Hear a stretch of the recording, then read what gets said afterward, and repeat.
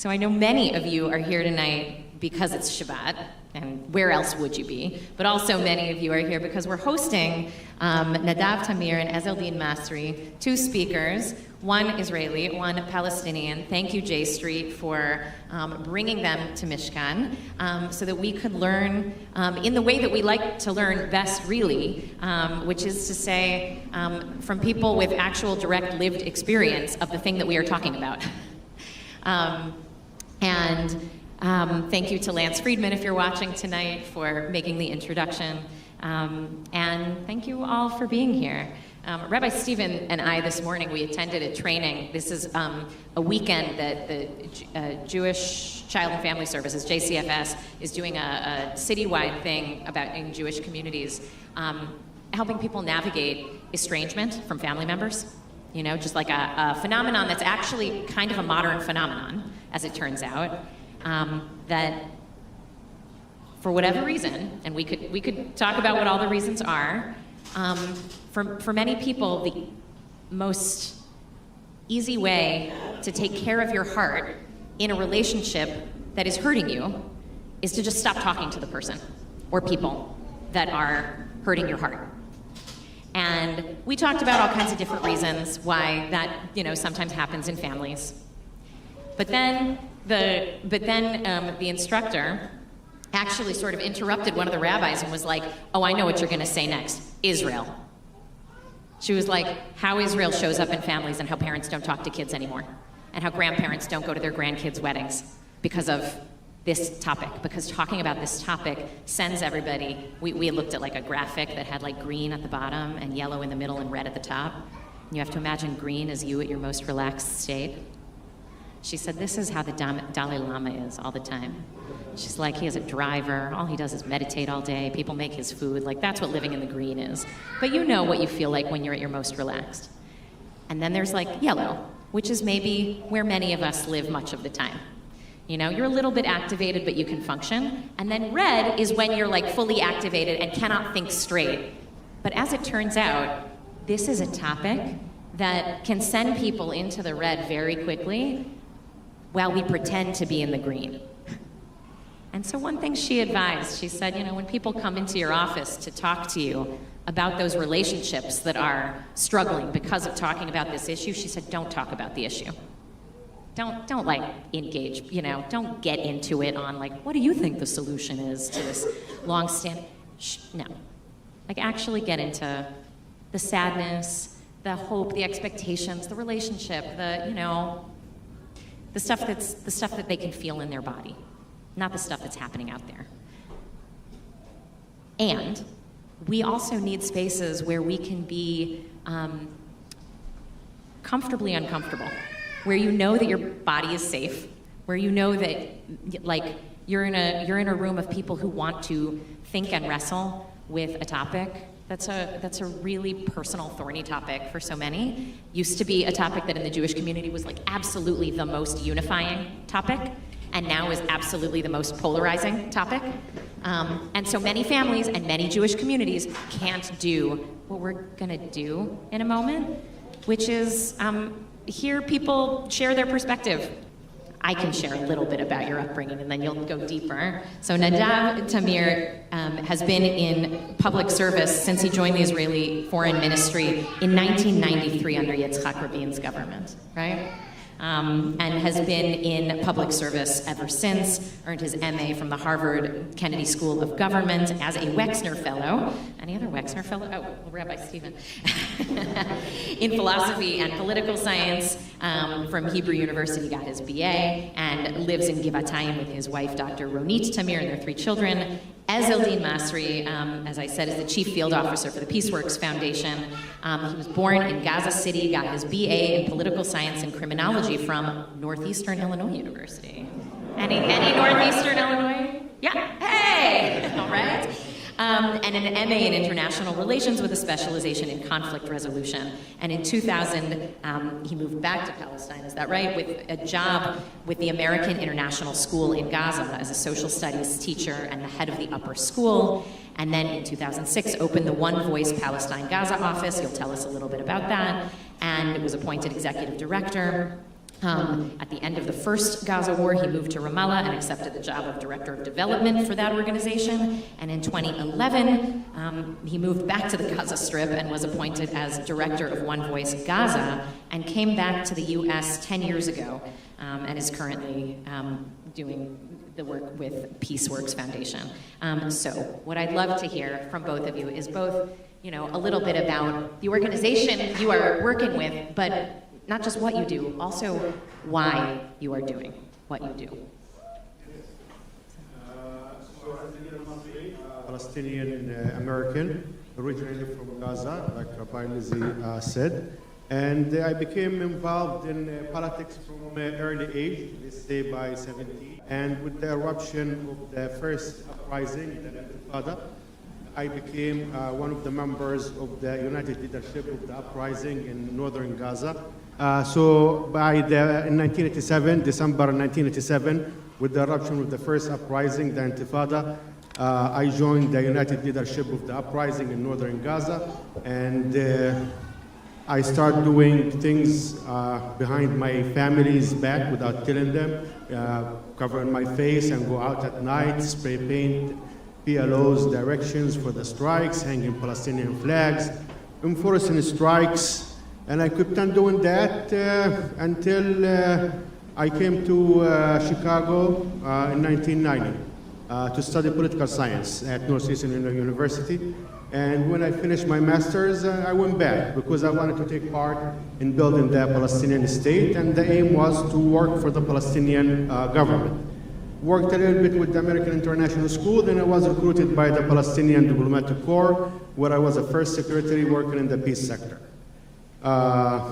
What I do because I want to see an end to the Israeli military occupation of the Gaza Strip, the West Bank, East Jerusalem, and to have a Palestinian state.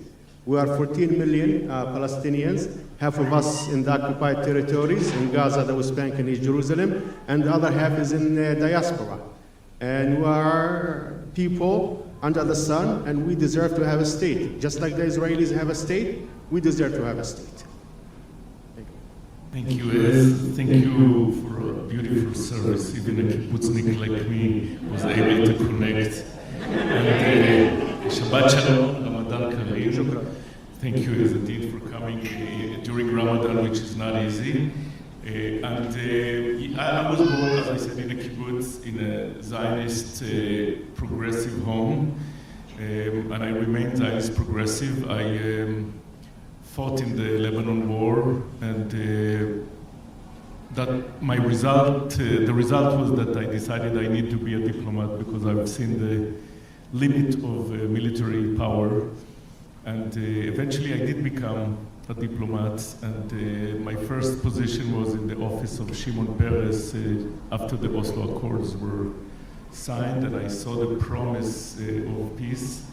And back then I already realized that if we don't end the occupation will end us, and we cannot be free and secure in our own state if the Palestinians will not be free and secure in their state. And later on, as a diplomat, I served in the US, I served in the embassy in Washington, and later on as Consul General to New England.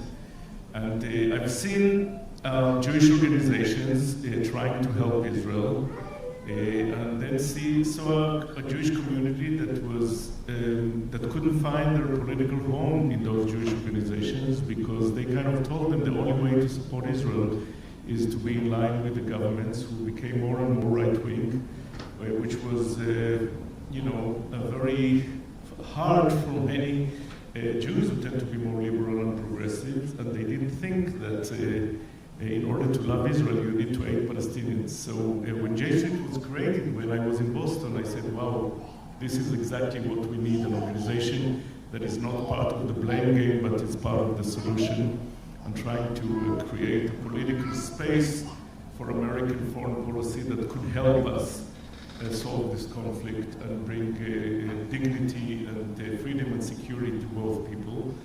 And this is what I do today as the Israeli director of J Street, and I feel very much at home, even in those very sad days, and we're all heartbroken Israelis and Palestinians, and both are pretty blind to the suffering of the other side.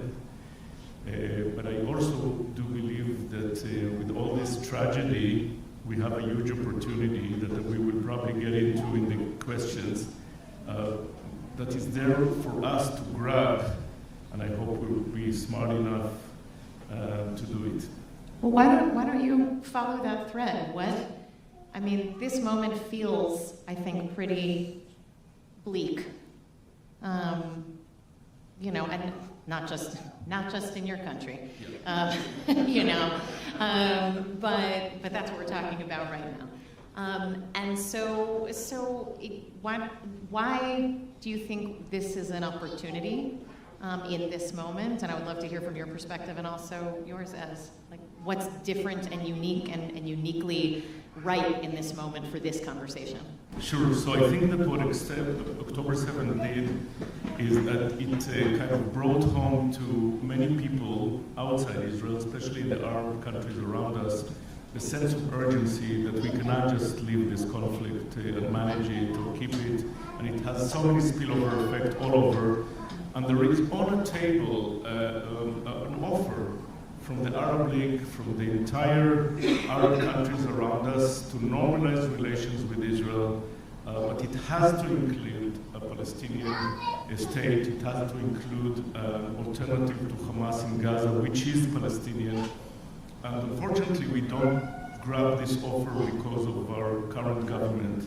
But this government is not there forever, and I do believe that if American Jews and liberal Israelis, who are the majority according to all surveys, will push towards that direction, we could change completely our situation on the ground. It's true that today, because of the trauma and the fear, when you come to most Israelis and tell them we have to end occupation for moral reasons or demographic reasons, you don't get much traction.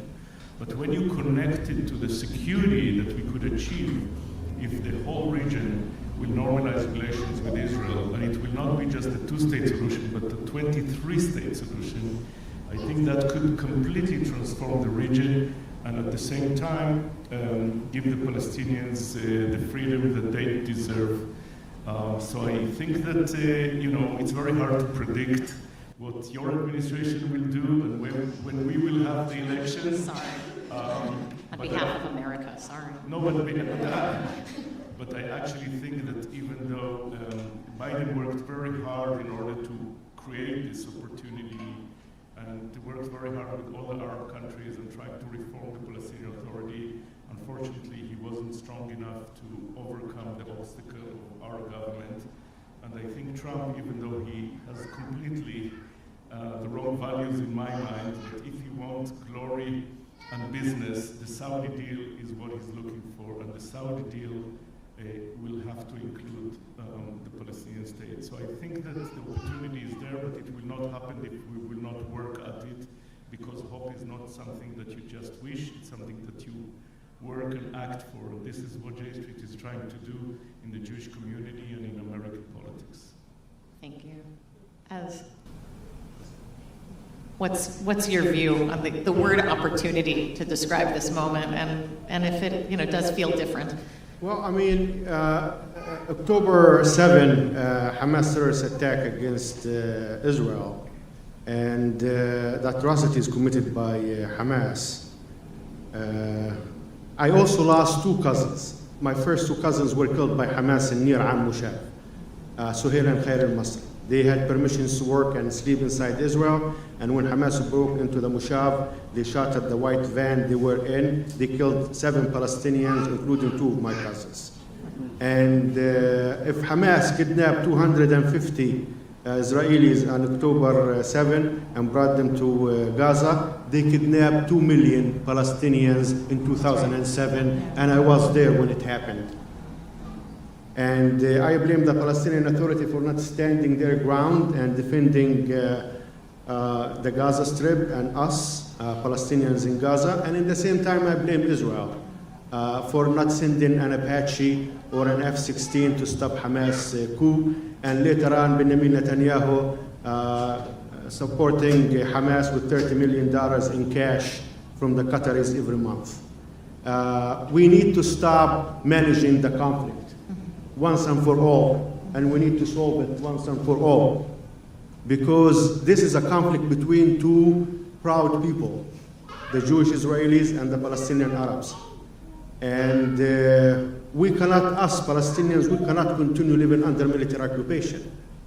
It deprives you of your dignity, your freedom, and you feel less than a man under a military occupation.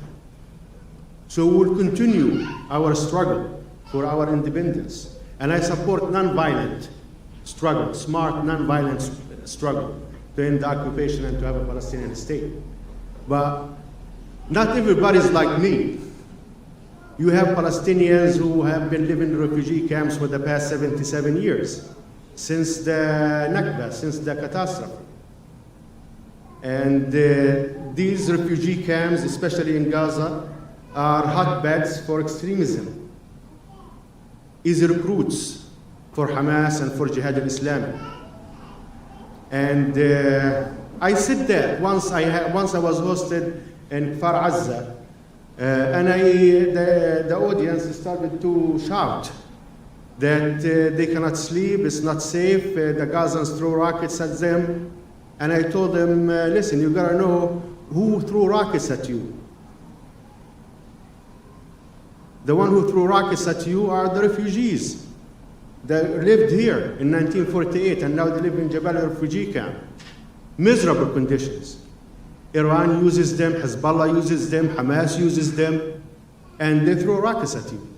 And until these refugee camps are closed and those Palestinian refugees are rehabilitated and cities built for them and emergence of a Palestinian state, there will be a problem.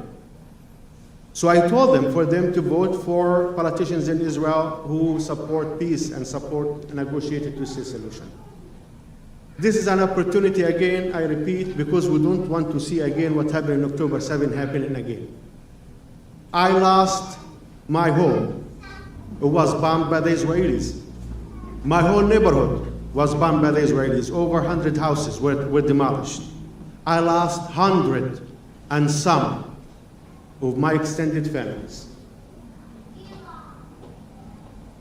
Those were civilians, grandmas and grandpas and kids, not combatants. I also lost combatants, but I don't count those. I count the civilians.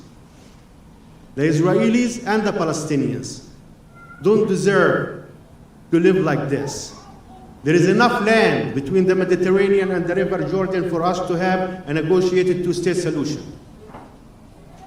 You don't want Israel, you don't want to give us equal citizenship in Israel, just like the Arabs in the triangle, in Nazareth, and in the mixed cities. You don't want to, because you want to keep your Israel Jewish and democratic.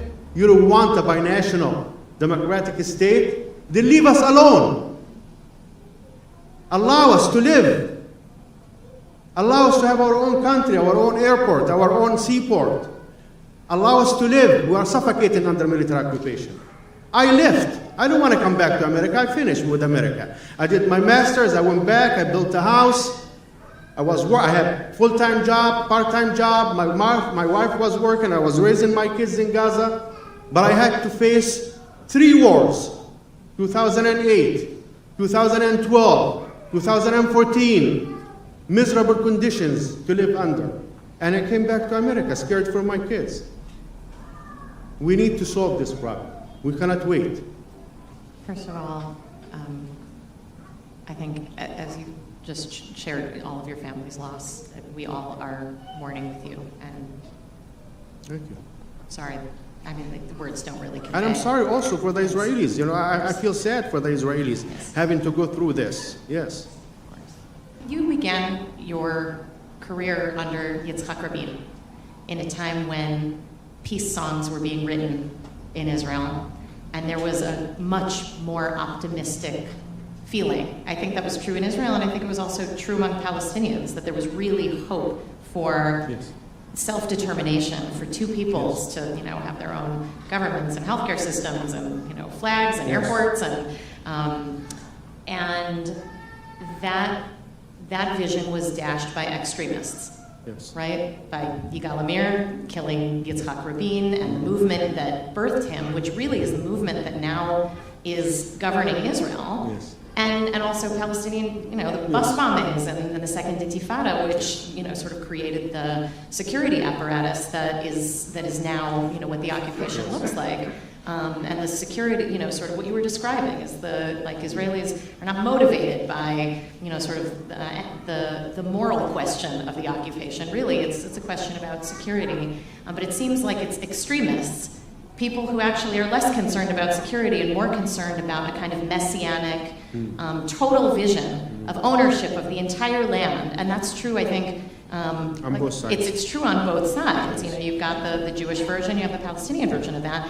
And it seems that they are really good. They are the minority, but they're really good at throwing the entire enterprise of peace building away every single day. I know so many people involved in on-the-ground peace work and in diplomacy.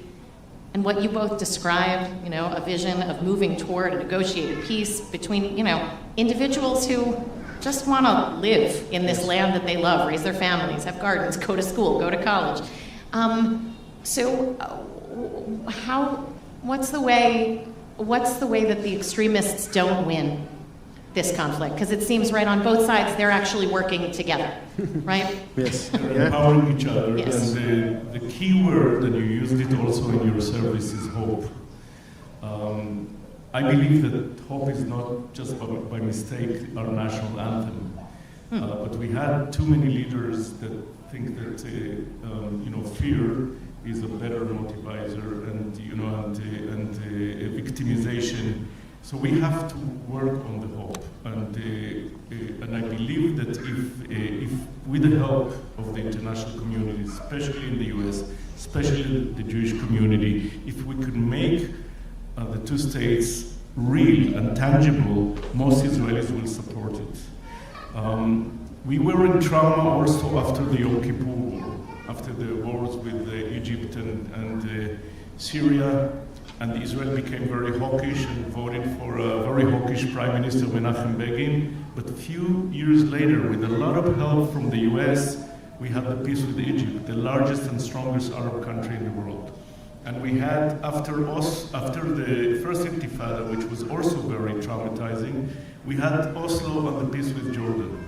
So I do believe that those who believe in peace, both here and there, in Palestine, in Israel, in the US, should work hard to bring back the hope. And I'm sure Israelis and Palestinians, the peace camp in both countries, will become a larger force if they will feel that it is tangible. Because there is nothing that is more helping the terrorists than the lack of hope. We know from all research that when there is a political horizon, Hamas shrinks to less than 20% of the Palestinian society. But when there is no hope, Hamas thrives. And we know also that this government in Israel is not popular. Majority of Israelis want to end the war with a hostage deal and to move towards a diplomatic solution and creating an alternative to Hamas in Gaza.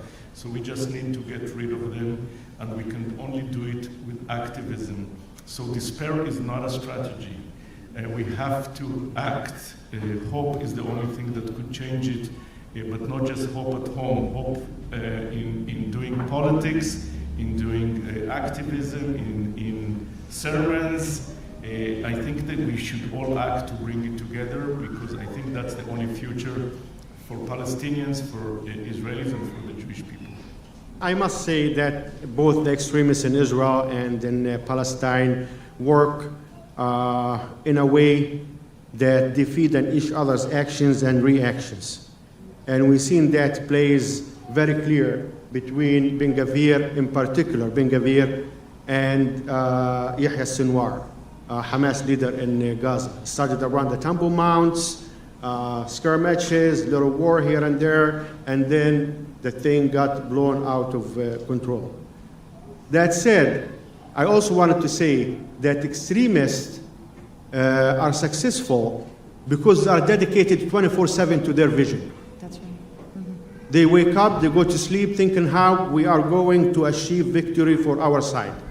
On the other hand, moderates are normal people, okay? Normal, okay? They want to live, you know, they want to raise their kids, they want to go out, okay? But then at one point they want to think about takun ulam and they want to make everything good in the world, okay? That doesn't work, okay? We need commitment. We need for the silent majority here in the United States to really approach their elected representative and tell them that, you know, it's very important, this subject.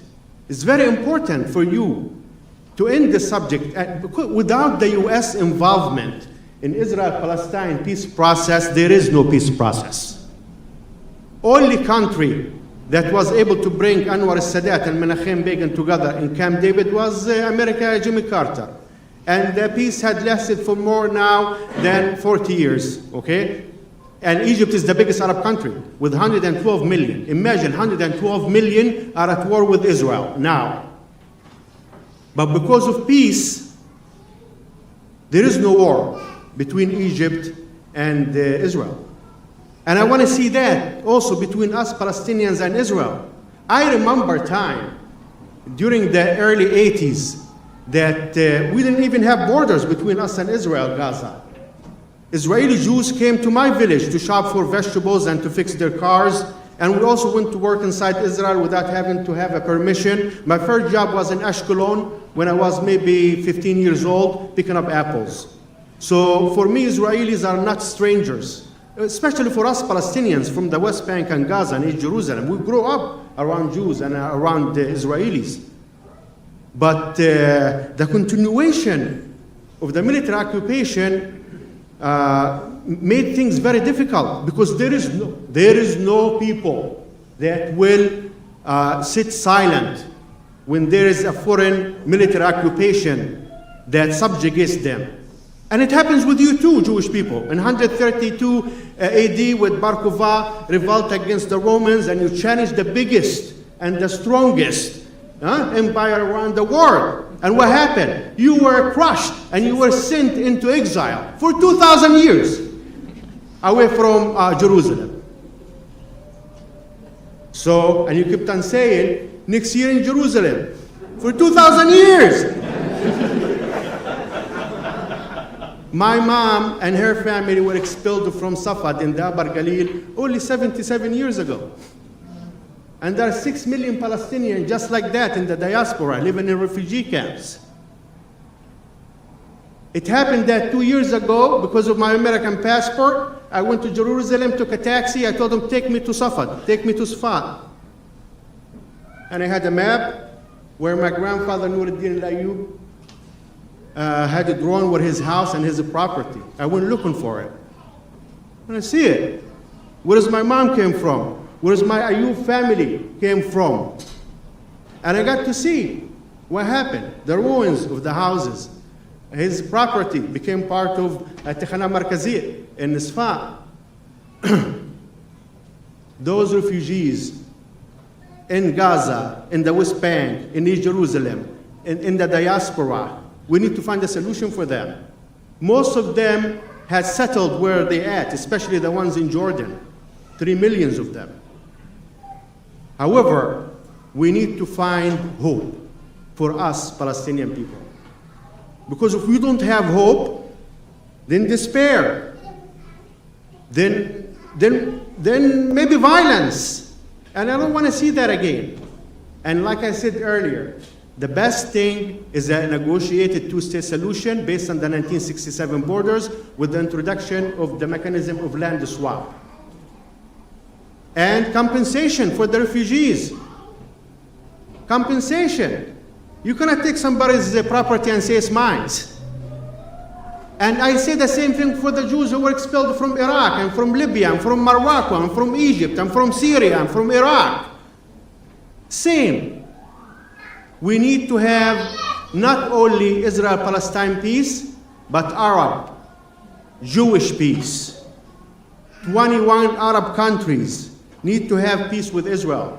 Normalize relations, open embassies, exchange ambassadors. You get to visit.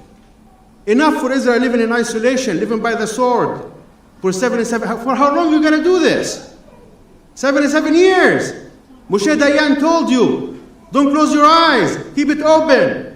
But until when? The only way that us Palestinian Arabs and you Israeli Jews can live in peace and harmony is by splitting that land. You have yours and we have ours, and maybe hopefully in the future, the two independent states, maybe they can have a confederation between two states, because we share the water, we share the sea, we share the land, and to some extent we share religious places. I would love, okay, for the Jews and the Palestinian Arabs to share the Abrahamic Mosque in Hebron, for example, but in a peaceful way. Also the Temple Mount, okay, in a peaceful way. Thank you. Thank you. My goodness, wow.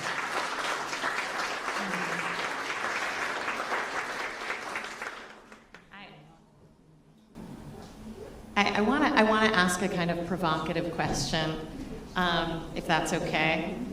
I want to take another few minutes, because both of you are smart guys who I've heard handle provocateurs, and I'm not trying to be a provocateur, but I would say many people have given up on the two-state solution and think of it now as a convenient way to abide the status quo.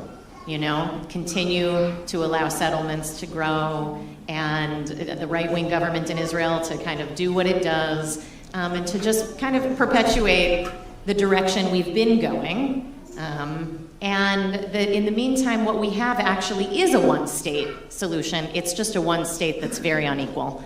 And so I think you have many people right now who are, who think the two-state solution is not realistic anymore, and are envisioning, as you described, like a one state with a vote for everybody, which, rightfully, I think, for many Israelis is very challenging to even consider, to think about, and feels like a real insult to the work that has been put into the creation of the first Jewish sovereign nation in 2,000 years, which feels like a great accomplishment, although at great cost in so many ways. So I guess my question is, given the alternatives, given the reality on the ground, this is two parts. First of all, why do you continue to advocate for what you are up here so forcefully advocating for? Why do you still believe that two-state self-determination for two peoples is the right direction? And then my last question eventually will be like, what are you hoping that we American Jews and allies, because we here are not actually Israeli Jews. You're talking you Israeli, we live in Chicago. And so what might we do to advance the vision of peace and security that both of you are describing? You are the same. Israelis, Jews, and American Jews. For us Arabs, you are Yahud. You are Jewish. Okay? Without you here, they cannot survive there.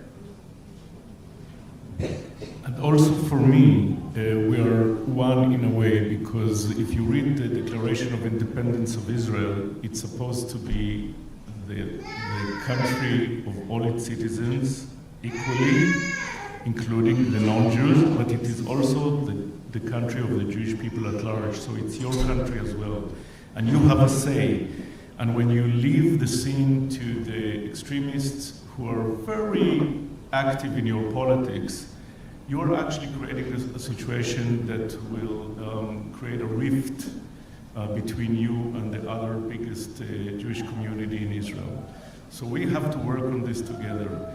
I do believe that you cannot say in one sentence, a one-state solution, because it's not a solution, it's a catastrophe. It will be ongoing bloodshed forever, because I don't see Palestinians giving up on their full rights, and I don't see us giving up on the dream of 1,000 years to have our homeland. So the only way is to, as said, is to split the land into two. And if we could reach eventually an agreement of land for all, where Palestinians could vote for the Palestinian parliament and live in Israel, and some of the settlers could stay in Palestine and vote for the Knesset, may it be. But first there should be a Palestinian entity that could accept that decision and without this power balance where things are being dictated to them. And I think that you could help a lot, because for some reason the only voice that we hear from the established Jewish community, whether it's the federations or the main organization, is we are in line with the Israeli government. And when we have in the Israeli government Jewish supremacists, when we have people who don't even care about Israel, they care about their sector or about their messianic dreams, and the Jewish community is just giving them carte blanche, we will lose everything that we worked for. So I'm expecting Jews who care deeply about Israel, but are progressive and understand that the Palestinians deserve to have their homeland as well, to act politically, to act within the community, with the politician, to make this voice much more powerful. We know from our surveys that most of the Jews are with us, but again, a small minority is dictating to the politicians in America what is the Jewish voice. And one of the reasons why Biden was not strong enough to force Netanyahu to stop the war when it became purposeless, when it just killed more soldiers and hostages and so many Palestinians, was because he thought that the Jewish voice will not, he will have to pay politically. So if you help us create this space where American foreign policy could help us solve this conflict, it will be good for America, it will be good for Palestinians, it will be good for Israel, it will be good for the world.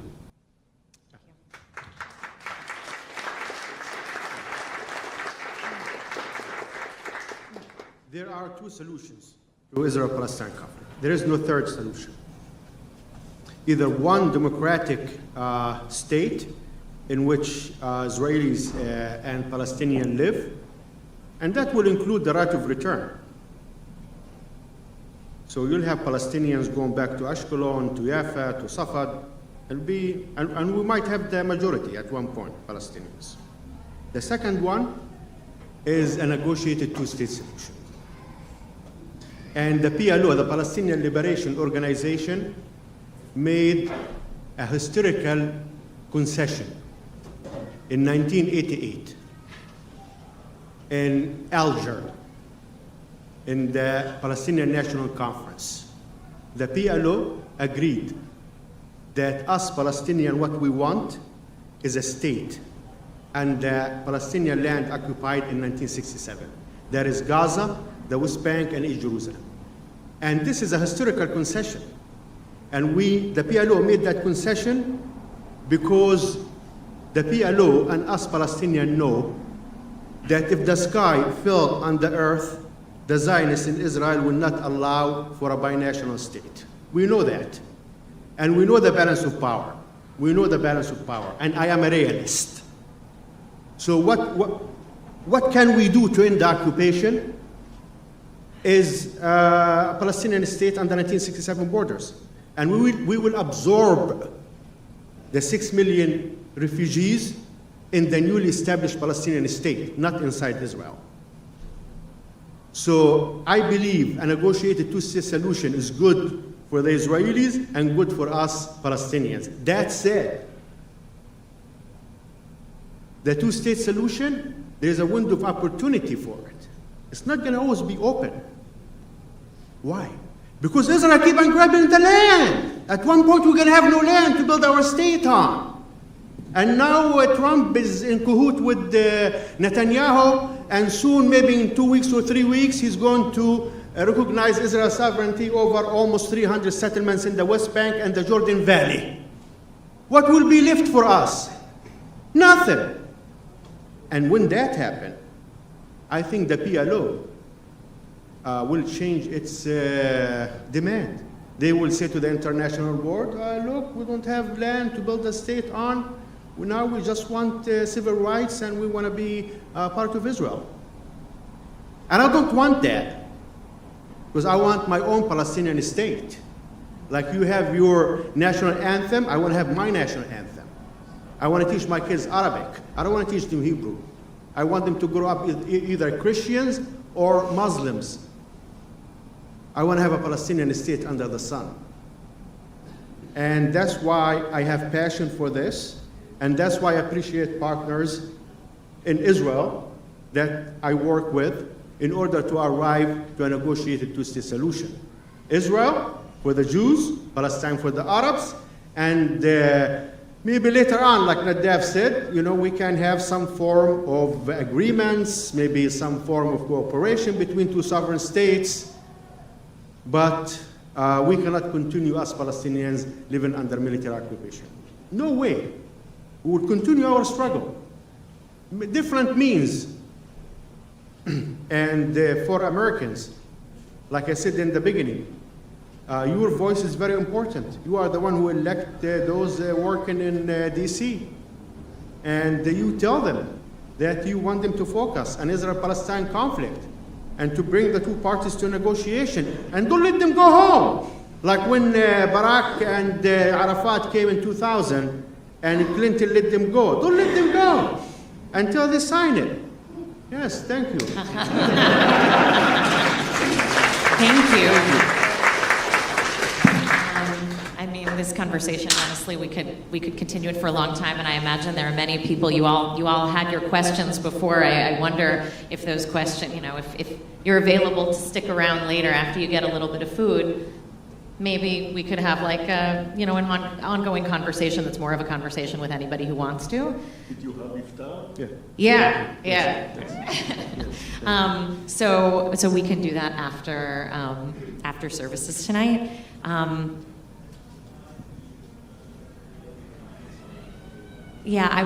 was told I go to Israel about twice a year, and one of the saddest things that I heard the last time I was there is that nobody writes peace songs anymore.